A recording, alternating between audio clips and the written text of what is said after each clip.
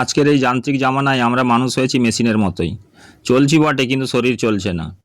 অনলাইনে অ্যাক্টিভ কিন্তু বাস্তবে তা ইনঅ্যাক্টিভ। এর ফলে আমাদের শরীরের মধ্যে ডায়াবেটিস, ব্লাড প্রেশার, ঘুমের সমস্যা, মানসিক স্ট্রেস, নানান রকম রোগজ্বালা বাসা বাঁধছে। আমরা যদি নিয়মিতভাবে প্রতিদিন এক্সারসাইজ করি তাহলে হয়তো অনেকটাই সুস্থ থাকতে পারি। অনেকের হয়তো জিমে যাওয়ার সময় হচ্ছে না, কি হয়তো জিমে যেতে পছন্দ করে না, তারা মাঠেও ফ্রি হ্যান্ড এক্সারসাইজ করে নিতে পারে।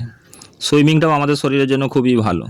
যে কোনো ফিজিক্যাল অ্যাক্টিভিটি আমাদের শরীরের পক্ষে ভীষণ ইফেক্টিভ।